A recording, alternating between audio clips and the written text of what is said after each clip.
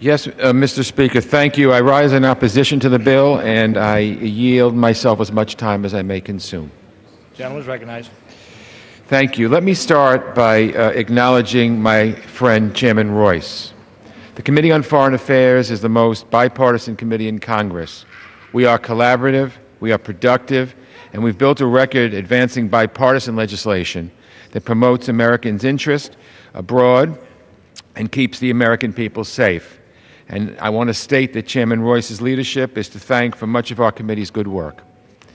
So I'm disappointed that the House Republican leadership decided to ignore regular order on this bill. They've rushed it to the floor without any consideration by the Foreign Affairs Committee, and as was pointed out, we've had 30 hearings. We know a little bit about Iran on the Foreign Affairs Committee.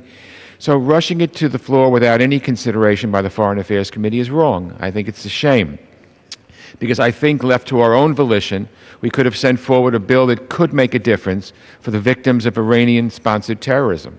And Iranian-sponsored terrorism is there, it's palpable, and we should do something to try to help the victims. But this bill, on the other hand, would not do that, and let me explain why.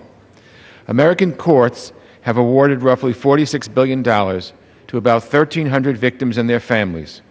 We all want justice for these families. We all want to hold Iran accountable for its acts of terrorism against Americans. Iran should pay these claims. But this bill does nothing for the victims of Iranian terror. And here's the problem.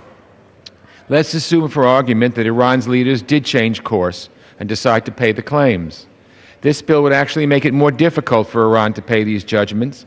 Iran owes American claimants $46 billion. But Iran has access to $20 billion of its cash reserves, not 46. The rest, $95 billion, is frozen in bank accounts in Europe and Asia. On top of that, Iran's oil revenues are frozen. When Iran sells oil, the payments are kept frozen under the threat of American sanctions, which I support. Iran can access these funds only for certain purposes. Paying court judgments is not one of them.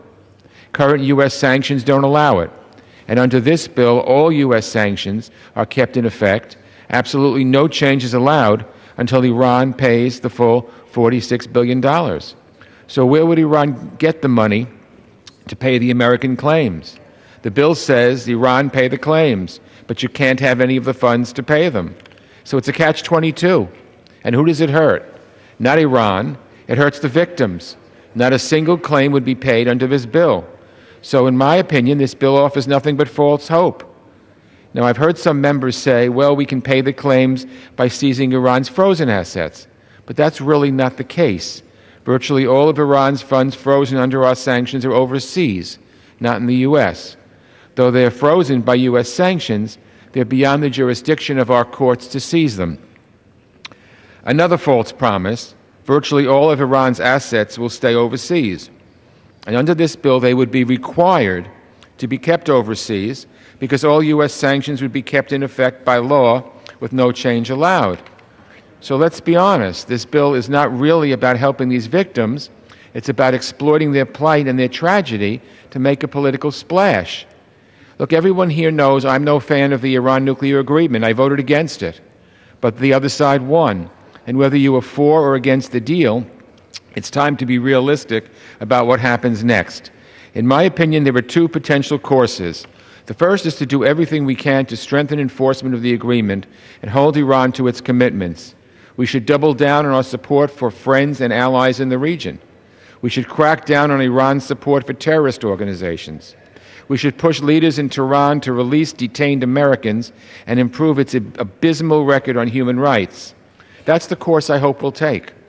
I'll soon introduce legislation to pursue those aims, and I'll work with members of both parties to get these measures to the President's desk. The other course would be doing to the Iran agreement what leaders on the other side have tried to do to the Affordable Health Care Act, and that's what I'm afraid of here.